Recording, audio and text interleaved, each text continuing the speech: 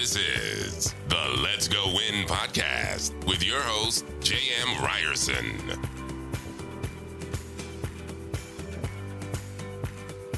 What's up, guys? Welcome back to Let's Go Win podcast. I am very excited because the gentleman I'm going to bring on today, he is a great dude, but he's also a pretty damn good tennis player. And my son has been fortunate to be coached by him a little bit so far. So Jesse Levine is a former NCAA All-American tennis player and achieved his career-high singles rank of number 69 in the world on October 1st, 2012. Levine represented the United States through 2012, and he represented Canada starting in 2013. Jesse is a talent scout for Nike, TV broadcaster for tennis, and director of tennis at Boca Bridges in Boca Raton, Florida. What's up, my brother? How you doing? I'm doing well. How you doing? Thanks for having me. It's truly my pleasure. So you got to tell me, because you're a humble guy, so I'm going to brag on him, guys, because he won't. I'll do it for him. You literally were number one in the U.S. at 12, 14, 16, and 18. Is that accurate? It's accurate. It was a lot of hard work, but that was, a goal of mine was to be number one in the country when we moved here from Canada when I was 13, and wasn't expecting it to happen that fast. But things really clicked for me when I was about 14 years old. Had some incredible coaches, an incredible family behind me as well. And, things just really took off for me and it really clicked. So you moved from Canada and you have this goal, but if anybody that's not real familiar with the tennis world, it is uber competitive down here in Florida. But I mean, this is number one in the country, brother. So talk to me about that journey. When did you start playing tennis? How did you, because I have my boy and he's very competitive and he is nowhere near that, guys. Nowhere near what Jesse achieved. So I'm really just curious as a parent, as a dad, and just as a spectator. That's incredible. My dad played college tennis at Penn State, so kind of was in the background in the family a little bit. My parents kind of joke with me that when I was a baby that they put a cotton ball in my crib and gave me a fly swatter. So the hand-eye coordination started real early on. But I just remember growing up on my driveway with my dad just making a little mini tennis net from the time I was 3-4 years old and trying to rally there, and kind of grew from there, and growing up and watching my dad play at the club in Ottawa, and kind of watching him play and always wanted to be like him as a kid. And he coached me until I was 13. And it kind of took off from there and started playing junior tournaments. I think I played my first tournament when I was 7. I played a 10 and under tournament and just loved it. It's just something that I've always been since I was a little kid, just competitive in everything that I do, whether it's, another sport like hockey, golf, or soccer, or even playing video games with my little brother. I just hated to lose from a young age. And I think that's something that really grew to, my benefit, is just my will to do whatever it takes to battle out there with whoever it was. Yeah. So at 13, your dad is no longer your coach. Yeah. Tell me, is that when you moved to Florida? Is that the transition, or what happened there? Well, I think by the time I reached 13, my dad was really helping me a lot. And it got to the point where I felt like it was kind of getting in the way of the father-son relationship. And I came home one day and I remember sitting down with him and I was like, Dad, look, I love you, but when I come home, I need you to be dad and not coach. And I think it was a hard conversation, 13 years old, telling your dad like, hey, I think it's time for me to, try something new and try to, something different. Not that I wasn't enjoying it, not that I wasn't benefiting from having my dad, but it was too much tennis coming home with it when you're on the court all day long and you're there practicing, and all of a sudden you come home and he's still talking about what you're working on. Just needed a little bit of a change up, and he respected that. And to this day, he still comes out and will critique if I'm doing something wrong, especially with the serve or the forehand. He's a lefty as well, so we have a pretty special bond.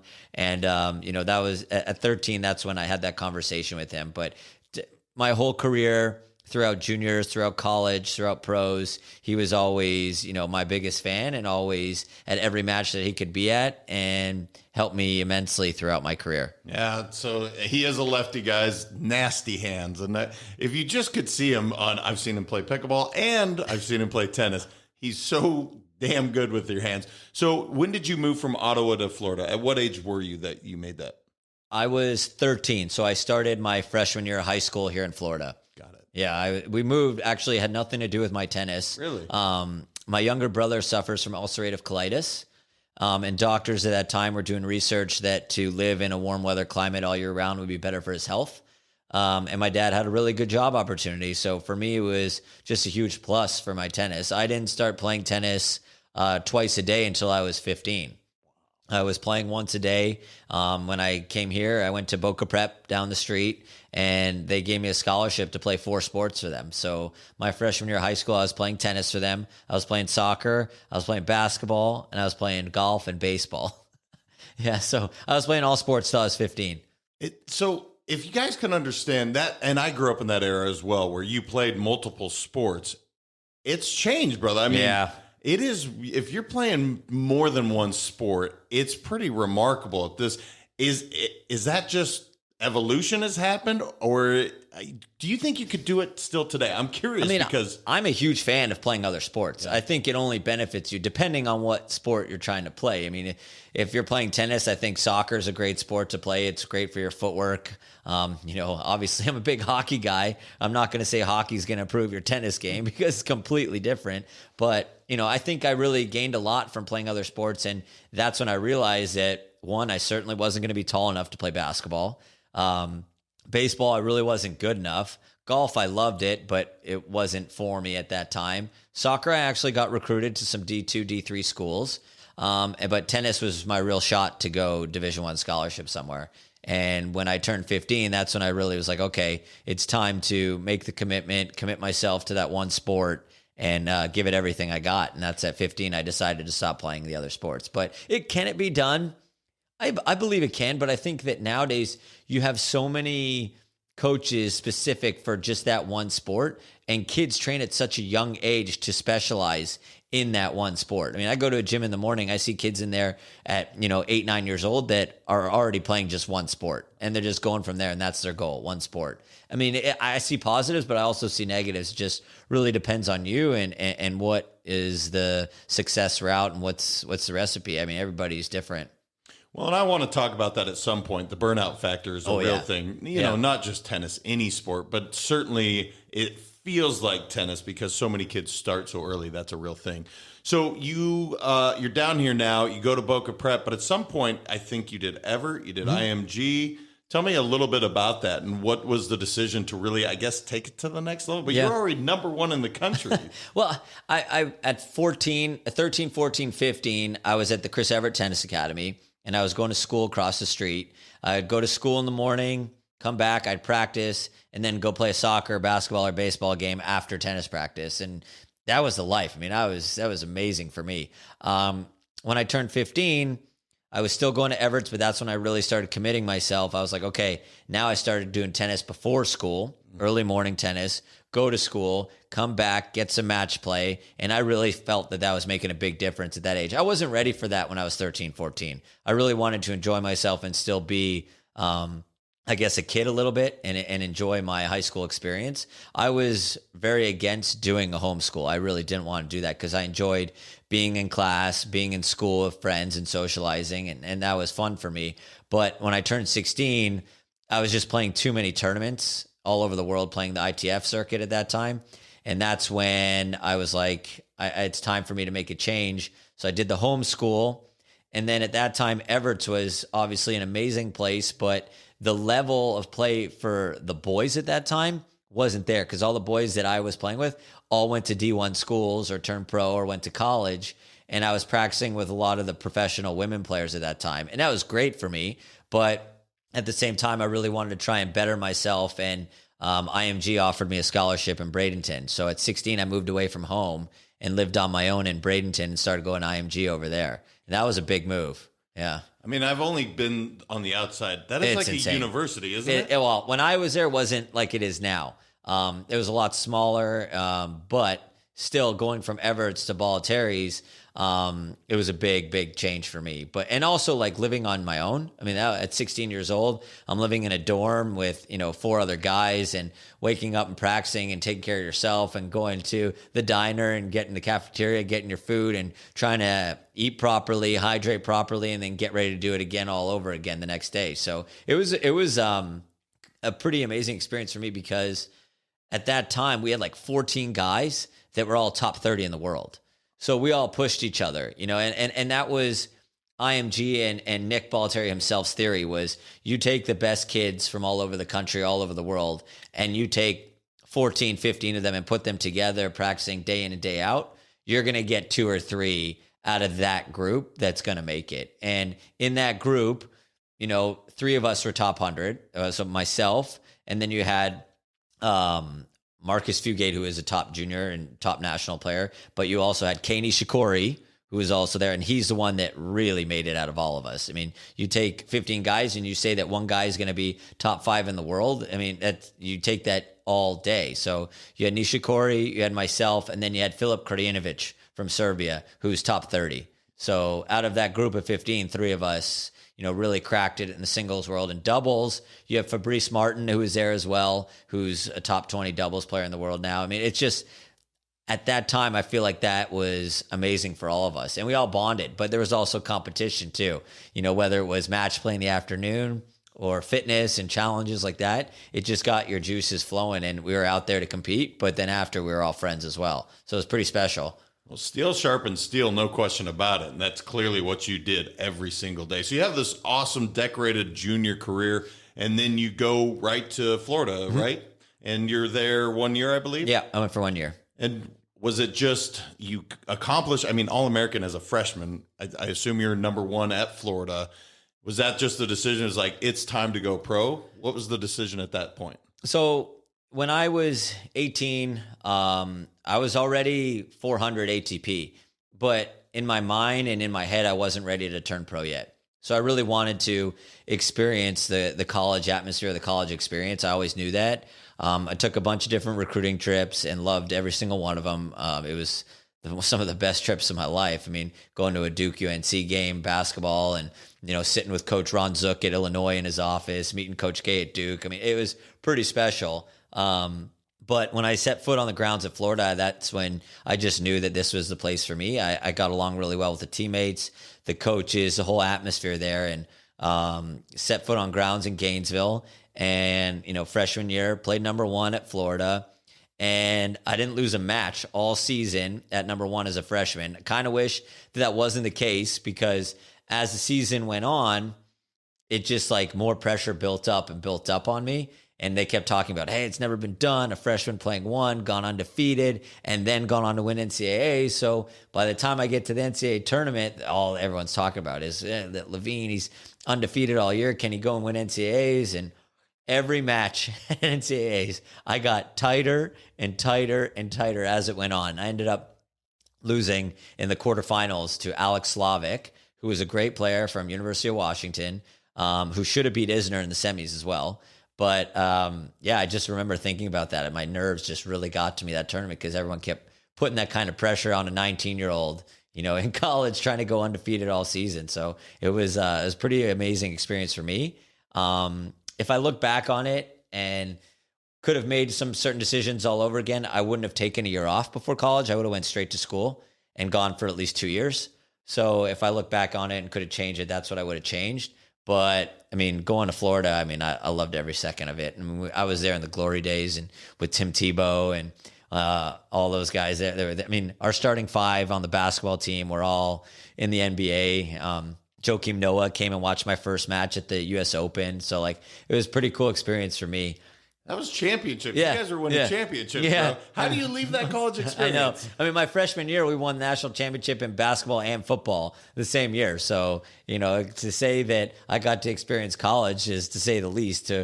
Some people never get to experience a national championship in any sport. I got to experience 2 in 1 year. Yeah, bro. You just pissed a lot of people off. But seriously, there are people that have waited their entire lives, and you got to see both happen. Yeah. First day spring semester, we won national championship in football. I showed up to class the next day. Professor's like, "What are you doing here?"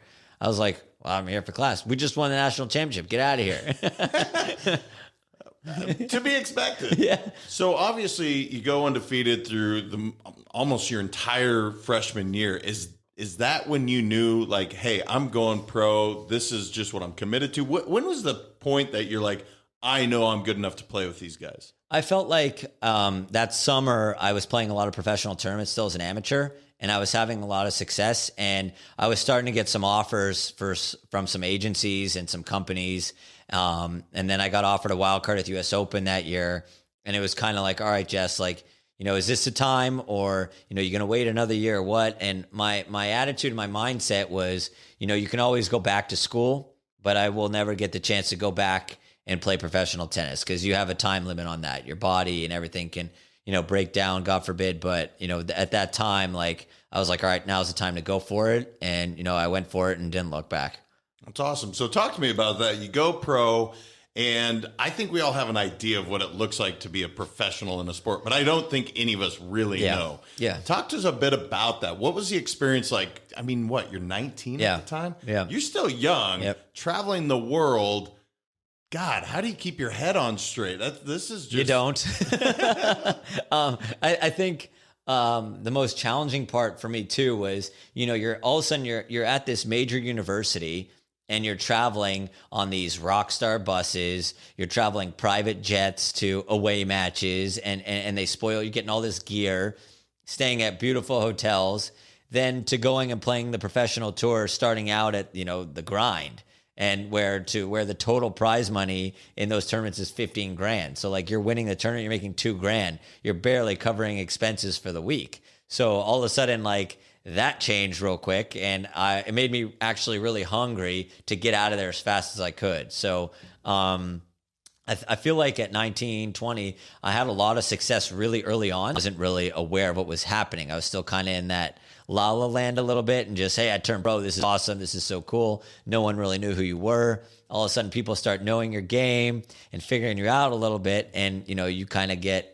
Now, all of a sudden, someone talks about how to play you. They've played you before. They make adjustments. So I think the first year and a half, 2 years, I had a lot of success. I won a couple of my first pro tournaments. Then I kind of had like a little lull to where like I felt like I had just kind of plateaued a little bit. And I was like, all right, I got to change something up. But that's where, it's so mental out there and grinding week in and week out. And that's to make your livelihood. It's not like you're playing for a team anymore. You're playing for yourself. You're playing to put food. You're playing to put money on the table. I mean, it's a lot more pressure on you. So do you go straight away? I mean, because there's different levels of the tour. Yep. When you come out of Florida, are you going and you're playing? Talk to me about those, because I know for those of you that don't know tennis, maybe Jess can explain it, but there are different levels. There's mini tours, I guess is the best way I could say it. Yeah, so it starts in tennis. They call them futures. And futures level tournaments are $10,000 and $15,000 total prize money events. Then after futures, it goes to challengers. Challengers are $25,000, $50,000, $75,000, and $100,000 and $125,000 total prize money events. Then once you get out of the challengers, I would compare challengers to AAA baseball. Challengers is like literally the level that's right below the big show. And you see guys that are, top 50 players that come back to play challengers all the time to gain confidence and get match play to go back to the big show. So if you're having a lot of success at the challenger level, I mean, most of those guys are going to eventually be in the show. So for me, I spent a little bit of time in that challenger circuit. And once I won a couple of those, and you start getting awarded either wild cards or your ranking gets high enough to get into those ATP main events. And once you're in those ATP main events, that's when the real points for rankings and the real money starts coming in. And that's where you can really, make yourself a comfortable living. And so I don't know when you crack top 100, but I mean, that's a big deal. This is a worldwide sport now. We're not talking about just the U.S., which that's incredible to begin with, but this is worldwide. You are playing against people from all over the globe. When did you crack top 100, brother? Because that's pretty damn big feat. The first time I ever cracked top 100, I believe I was 20 years old. It was at a tournament in New Haven, Connecticut, right before the U.S. Open. And I'll never forget that day because, as a kid, like that's the ultimate goal. And you hear, I ask kids now when I'm going around and doing the scouting, like, what's your goal? And, all these kids say, I want to be number one in the world. I want to be number one in the world. And, that's awesome. But, by the time you're 19, 20, you got to be a little bit more realistic. And for me, my goal was always to make a living playing tennis and make a living playing the sport that I love. Not many people can say that they make a living playing a sport, right? So for me, if you're top 100, you're making a comfortable living, your main draw every Grand Slam, you're giving yourself that opportunity to really, like I said, make a living playing a sport. So when I was 20, I was in New Haven. I lost in the last round of qualifying, and I stuck around because I was still in the main draw US Open. Someone pulled out, and I got in as a lucky loser. So lucky loser meaning someone that was already in the main draw pulled out before they played a match, which was Juan Martin Del Potro at that time. And he had won like 15 matches in a row, so he decided to take that tournament off before the US Open. So lucky for me, I get in for a bye spot. So for someone that loses second round qualifying, gets into the second round. So I'm already in the second round without winning my first round match and losing in last round qualies. Wow. So I get in. I played Steve Darcis from Belgium, won that. Nope, take that back. I played Guillermo Garcia Lopez. I won that match. So all of a sudden I'm in third round, have a day off, play Steve Darcis then from Belgium, played 3 games. He got injured. And all of a sudden I'm in the quarterfinals of an ATP event and I'm cracking top 100 for the first time. And I'm playing Marty Fish in the quarterfinals, center court, New Haven. So that's how it happened. It's crazy. You just keep plugging away. And that's when, I got those final ranking points to kind of set me over, get over that final hump to be top 100. Wow. Yeah. And so you get all the way up to number 69 in the world. At what point do you decide? Because you're still a young guy to me. Yeah. I'm like, why aren't you still out there? I've seen you play. I wish. What was the decision where you're like, you know what? This has run its course? Because 69 in the world that's pretty amazing, bro. Well, unfortunately, I was playing a tournament right before Wimbledon at the Queen's Club. And I was playing a second round match. I'd won my first match. I remember I beat Ryan Harrison. Then I was playing Santiago Geraldo from Colombia. And we were on serve in the first set, and I hit a serve. And I felt like literally like a knife went into my elbow. And I was like, oh, that wasn't good. And literally couldn't serve faster than 20 miles an hour for the rest of the match. And I was like, okay, something happened to my elbow. I don't know what. So ended up pulling out after that tournament of the next week and took that week off because I wanted to play Wimbledon. I was main draw Wimbledon. So doctors looked at it. They couldn't find anything over there. I got a cortisone shot to make sure that I was okay to play Wimbledon because, you do whatever it takes. It's a massive event. Actually, that year is the year I won my first round in 5 sets and then played Del Potro on center court at Wimbledon in 2013.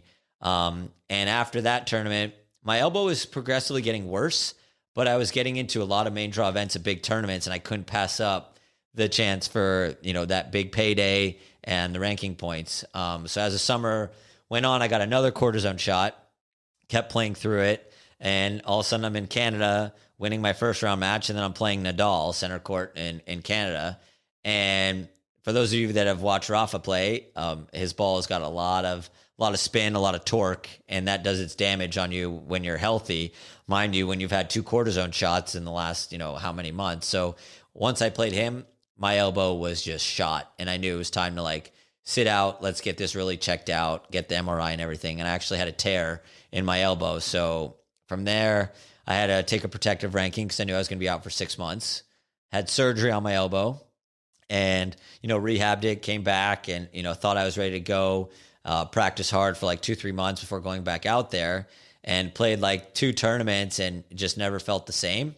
And that was really tough for me because, obviously I'd always dreamed of playing professional tennis for as long as I could, and not being able to end on my own terms was challenging.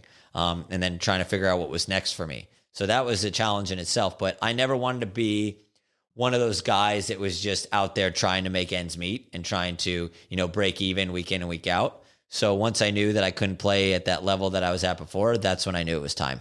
Got it. Yeah.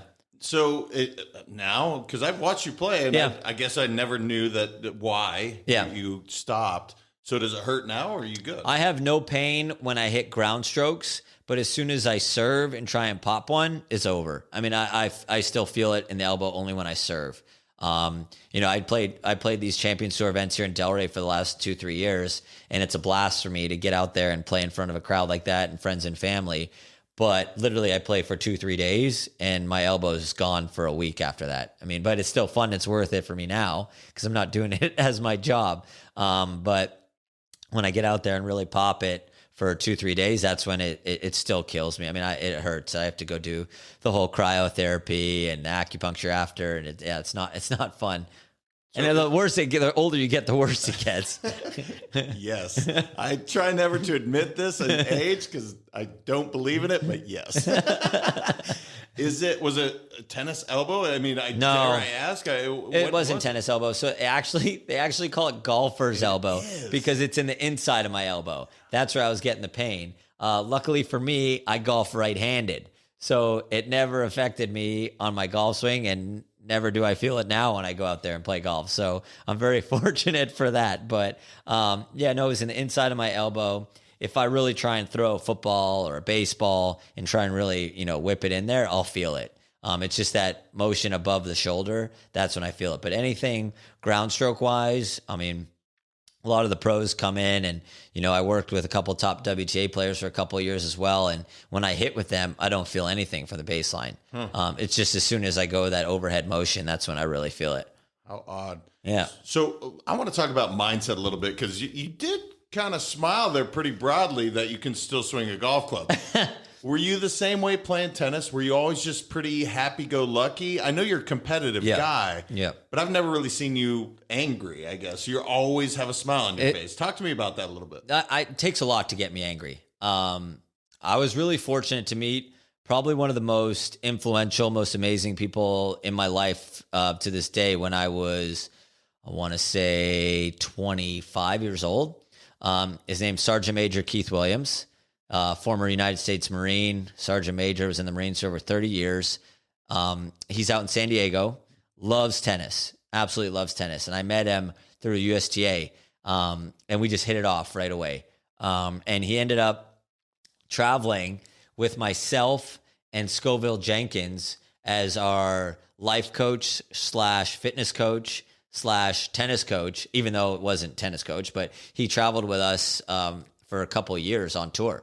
And I learned a lot from him. And he always was a big, big believer, when things are getting tough and things, you feel like you're losing your cool and you're getting angry, always to let things sit for 24 hours before really, losing your cool and see if it's solely emotional, and really see if you feel the same way the next day. So I feel he taught me a lot with that. And, big believer of nothing good happens in the comfort zone. I mean, he pushed us. He pushed us hard. I mean, we got to train with the Marines out at Camp Pendleton a couple of times. Out in London, he took us to the United States Embassy because it's guarded by United States Marines. So we met a bunch of young Marines there, and that was super inspirational before playing Wimbledon that year, to be able to spend time with 19, 20-year-olds that are guarding United States embassies in the Marines in London. It was super cool, and that was the year I made third round Wimbledon. And the Marines were coming out to watch me at Wimbledon. I started getting them tickets, and they were barking. I mean, it was awesome. They probably never heard that in the crowd at Wimbledon, on one of these big courts. I'd win a big point, and they'd be like, "Hoo, let's go, Jess!" Like, screaming out there. It was pretty awesome, and people were looking like, "Who's that?" Yeah, it was awesome. That is awesome. Yeah. So I love the idea of the 24 hours, but you're in a tennis match. Yeah. Something negative happens. Yeah. That's emotions, limbic system, boom, it happens. What was your process of dealing with that? Because that sounds great. Yeah. All right, 24 hours. Yeah. But I'm mid-match, bro. Yeah. Like, how do I deal with Different story. Yeah. I think, what tennis players really have to go by and achieve is really having short-term memory. Because things happen that are out of your control, and really you're out there alone. You have no one to help you out. You have no teammates to, talk to or get through it with. I mean, it's just control what you can control. And things and just work on that from there. I mean, there's times where I've definitely, lost my cool on the court and done things that I regret, but you try your best every time and to really, keep calm. And I personally played my best tennis when I was calm. And I knew that. You see guys like, McEnroe or guys like Kyrgios now, they thrive on, getting into it with either someone in the crowd or the umpire or someone like that. And that's what gets them going. Me personally, when I was calm, collected, and really just focused and going through and not getting too high on emotions and not getting too low on emotions is when I really was even keeled. That's when I played my best tennis. So for me, I was trying not to get too excited and try not to get too down on myself and just really focus on not having these lulls to where it was more like a roller coaster up and down. I wanted to keep it more like flat line to where I wasn't, a little bit ups and a little bit of downs normal, but try and keep it even keeled. And that was where I had the most success, is when my temperament was that way. Is it breathing exercises, meditation? A lot of routines. I mean, I would go over and over again, and I was super superstitious. I mean, not to the point like Rafa, where like he's got his water bottles in one spot, and if you kick him, he gets all angry and stuff. But I had my routines. I would go through things in my head. I would go to the towel. I would count. I would tell myself, under my breath, where I was going to serve, where I was going to return. And I don't know if you've seen that movie, For Love of the Game, the baseball movie. So I always wanted to be like that and be able to, clear the mechanism and kind of turn that switch on. Super difficult, but there was really times where I feel like I dialed into that and really was just in the moment and didn't even know what was around me. I can clearly remember a match in the 14 and under nationals in the finals, clay courts. I was playing Donald Young. I won the first set, lost the second, and I was down 5-0 in the third set. And I was down 40-15, Donald Young serving, and went back to my towel, somehow crawled out of that game 5-1 and got into this zone to where I'm telling you, to this day, I don't know where I was. Came back, won 7-5, won like 24 out of the next 26 points. And when the match was over, I went back behind the baseline to get my towel because I didn't even know the match was over. I mean, I was to dial into these matches. That maybe happens 3-4 times in an athlete's life, to where, you get into that zone and you don't realize even where you are. And that was the first time that happened to me. And I'd always try and tap back into that somehow. Could I do it all the time? No. It was challenging, but I would always try my best. Well, and you coach kids now. So, I mean, I call that flow zone, different words for it, but how do you get somebody to tap into that? Because this is what everybody, I don't care if you're an athlete or an executive, we're all looking for that state. So have you found some ways to do it? Yeah. I mean, for me, what really helps is a little bit of meditation, like light meditation, not too heavy to where I'm too relaxed. Slow music before going out there, nothing too fast, nothing too hype. And really just kind of dialing into it and counting slow in my head. And then really just focusing and turning all electronics off. That, for me, that's key. Cause now, I'm working at this club. My phone's got to be on all day. It's so hard for me to get into that zone now, cause constant, there's either something happening on the courts, or something's wrong with the courts, or, something's wrong. Someone wants to reschedule a lesson. So there's times during the day where I need to literally go into my car, turn off my electronics, try and get into that zone for 5-10 minutes, relax, and then I go back to it again. Because I get you can get a little frazzled at times. You got a lot of things going on, and just really try and dial into that. It's so difficult. Now, not just playing a sport, you got other things going on too. So, and you have people that you're responsible for as well. So it's not just about you anymore. Now all of a sudden you're worried about other people and other pros that you hired. So it's like, this is my business now, and you want to take care of it. You want to do the best possible job that you can. So a lot different trying to do that and get in the right mind frame to go to work and, be there for the members, be there for your pros, and be there to answer questions and give lessons at the same time. So it's a lot, but it's very different. Yeah, you're wearing a lot of hats for sure, brother. So you've mentioned counting a couple times. Yeah. Can you explain that to me, or is this something that just makes sense to you? I think everybody responds to different methods. I worked with a sports psychologist, and we tried a lot of different methods. And there was a theory, I don't know if you've heard of it, it's called the white light theory. And, that's like really deep dialing into, the white light deep in your stomach. I mean, it is intense. And I felt like I could do it at times, but it wasn't to the point where I could do that on a consistent basis enough to where I wanted to take that into a competitive atmosphere. So for me, what worked was going back to my towel, counting real slow to 7, because it was my lucky number. I'd get to 7 and I'd go up to 7, and then I'd go from 7 back down to 1.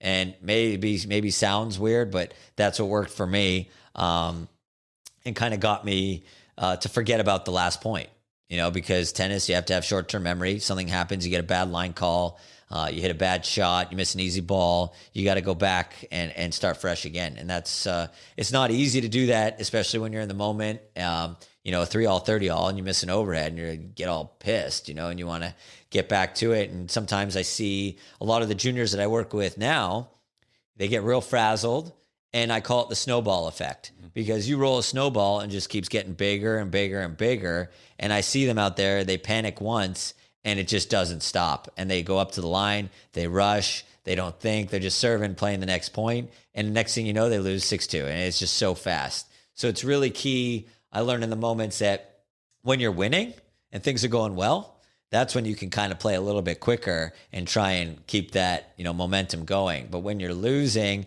and things aren't going your way, you got to slow down and have a plan B and a plan C. And I think that's what, separates these top pros, from being 20 in the world and being 75 in the world. The guys that are top 20 and top 10 in the world are finding ways to win each and every day, even when they're not feeling their best and even when they're not playing their best. And, Brad Gilbert wrote that book, Winning Ugly. There's nothing more true than that. You find ways to win. I'll take an ugly 7-5, 7-6 win all day over, I feel great and I hit the ball amazing, but still lost, 6-4 in the third.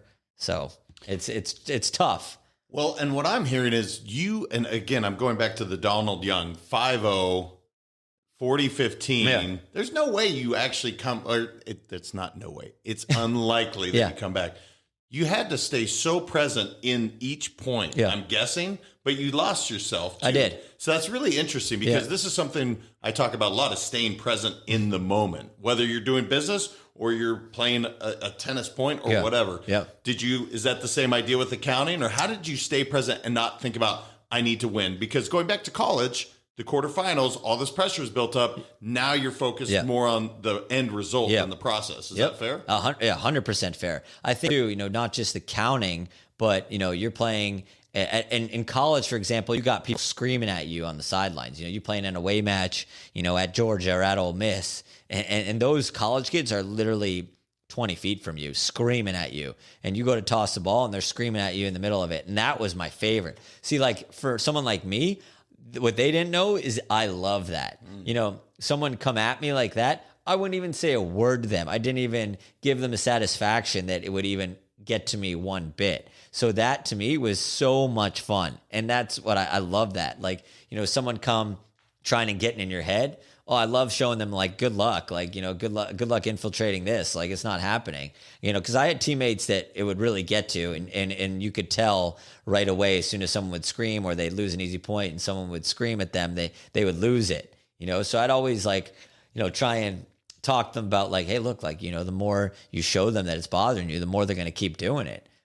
So I would never let it bother me. And I loved it. I thought it was so much fun just growing up watching other sports too. And you never get to experience that in tennis, like some trash talk or anything. I don't know if you ever sat close to an NBA game, but the stuff that they say on the court, ain't for this podcast, but it's pretty brutal. You get to hear some interesting, colorful language. I will definitely say that. Yeah. And I think part of what you talked about, you probably learned this in other sports. This is your inner hockey player coming out, basketball player, like, it is the one sport other than golf where you're supposed to be quiet. Yeah, I know, it's so true. And it's like, but that would be unique in college. Like, screw you, Levine, or whatever they were saying. Oh, it was bad. It was bad. But, it's funny because, you talk about hockey. Those NHL guys with the refs, they get into it. They chirp hard. Like, the stuff they say is brutal. I got friends that play now and they tell me the stuff that's being said. I'm like, come on.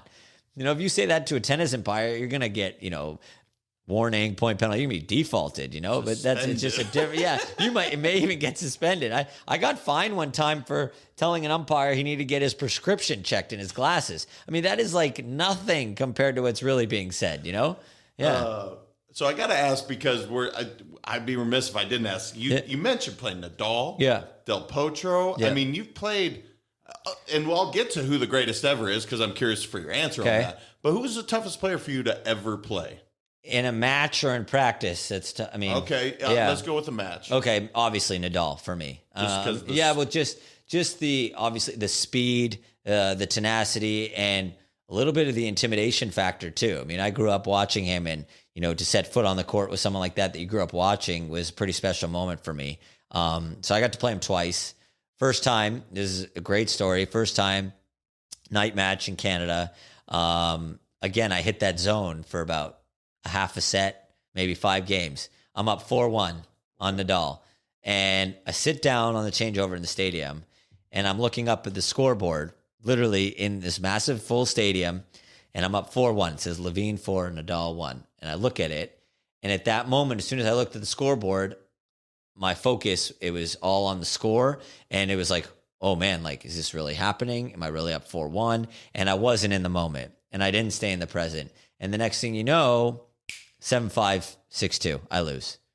But it's just amazing how fast that as soon as I lose that little bit of focus and that fine line at that high of a level makes it night and day difference. Yeah. I mean, how could you not? I mean, look, you're beating, top 3 of all time for sure. Yeah. Right? And I'll get to that question. Who is the hardest? You said in practice. So well, I had the pleasure of practicing with Roger Federer for, 3 weeks in Dubai.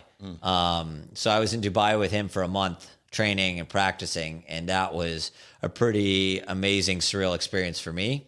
And then I also went to Turks and Caicos with him as well to practice. So for me, getting a chance to get to know, in my opinion, right now, the greatest of all time, that could change. But in this moment right now, I still think it's Roger Federer. But maybe I'm biased because I got to spend some time with him, and I think he's probably one of the classiest people you'll ever meet on and off the court.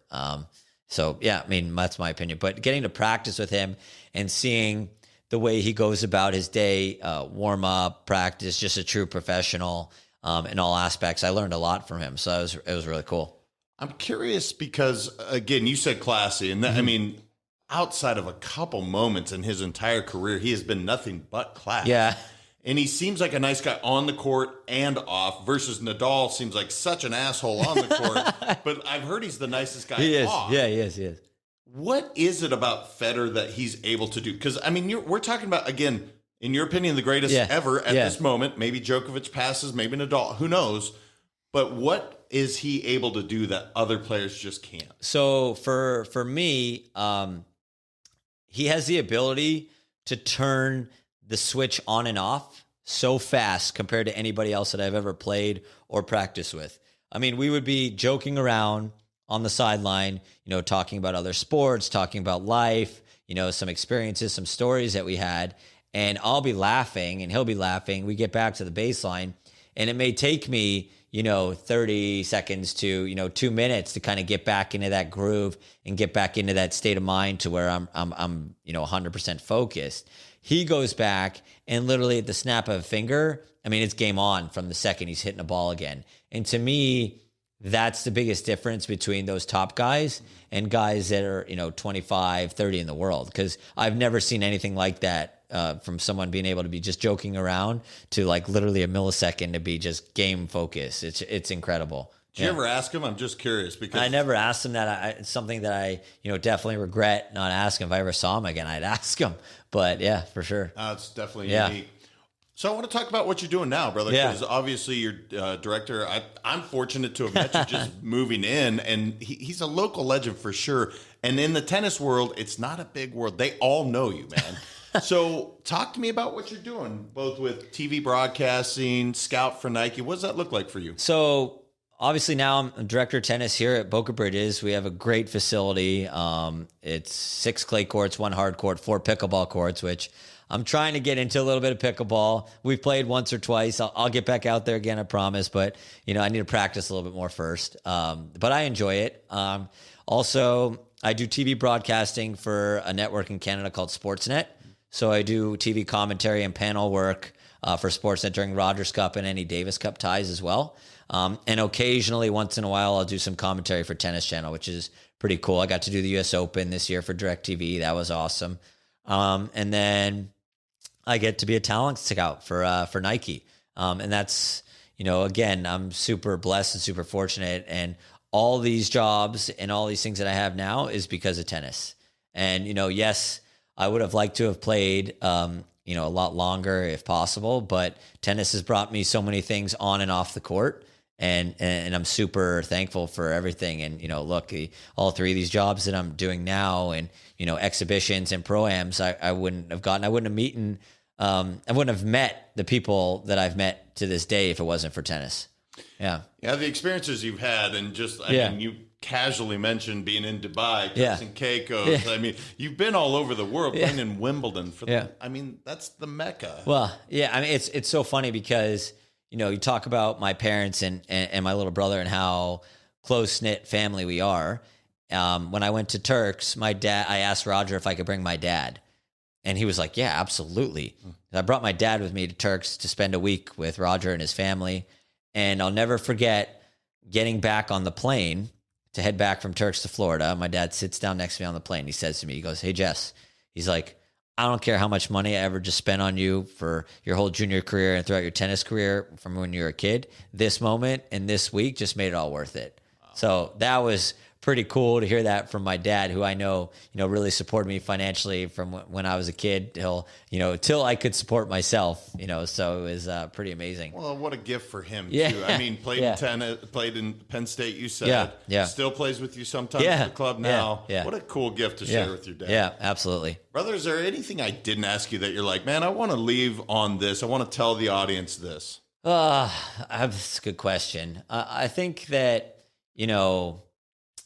a lot of people in sports in general aren't sure of what they want to do when they're done playing the sport of tennis. I wasn't sure either. I wasn't sure if I wanted to even stay in the sport of tennis. I was thinking about even going the sports agent route, just because I'm so passionate about sports. I knew that I wanted to be in sports no matter what, because I'm super passionate about sports. I think it's key for athletes and young athletes to always think about life after sports. It's hard to do that when you're 13, 14 years old, because all you want to do is be a pro. But I think it's something really important to kind of have that in the back of your mind and just know that you're not going to be able to play forever, and always be thankful for the moments that you are able to play, because at any second, you never know when that's going to be over. So just be thankful for every moment that you're out there on the court, and always kind of have that, what your dreams are and what your aspirations are for after, because sports and playing don't last forever. That's for sure. That's a great point, man. And, again, when you wrap your identity up in this for so long, for it to be, as you said, kind of not taken away, but it certainly didn't leave on your own. It's a big for you to recognize that, but you're still in it. You're still bringing so much influence to the game. It's awesome, brother. Well, where can our listeners connect with you online? Is there a good spot to do that? Yeah, so I got my Instagram account is jbo_87, JBOW_87. On Twitter, I'm Jesse Levine 7, and then Facebook, just Jesse Levine. Yeah. Why number 7? Just 7 was it was always like my lucky number growing up. It was always my number in sports. And then Jbo _87. Was one of my nicknames in college. Because Tebow used to come out to all of our matches. So they gave me, that was my nickname in college, was Jbo instead of Tebow. So yeah, it was the best when Tebow come out to those matches, I'm telling you, because people would be like playing and all of a sudden he'd be like, let's go, Jess. And people like turn around, do like a double take, like, oh, there's Tim Tebow like watching me play tennis, and they'd like freeze up. I mean, he was big time in college. Dude, he still is big time now. One of the best college quarterbacks of all time. You can say what you want about the pros. In college, incredible. Yeah. 2 national titles while he was there, right? 2. Heisman Trophy winner. Yeah. Not bad. Yep. Brother, you are full of knowledge. It was awesome. Thanks for having me. Really appreciate it. Truly. I'll see you on the pickleball court. Brother, I need to get you out there. And there's a round robin tonight. Is it tonight? Yeah. Oh, jeez. I'm so terrible. All right, you guys. I hope you enjoyed that as much as I did. I know it's heavy on tennis, but he has done so many amazing things, and it's something that my family is very passionate about. So I hope you guys enjoyed it as much as I did. In the meantime, you guys, go to Amazon, check out Champions Daily Playbook. I think you'll get a lot out of it. It's easy. 5 minutes in the morning, 5 minutes a night can really help you achieve the goals that you really want to. So until next week, continue transcending life. We'll talk to you then. Thank you so much for listening. If this content is delivering value to you, please make sure to subscribe, rate, and review us. That helps us build this community, and that is what we are all about. Building this community as big as we can, helping as many people as we can, and deliver as much value as possible. Be sure to head over to letsgowinpodcast.com for information on my coaching courses, and make sure to follow us on Facebook, Instagram, and LinkedIn at Let's Go Win 365. Let's go win and transcend in life. This is the Let's Go Win podcast with your host, J.M. Ryerson.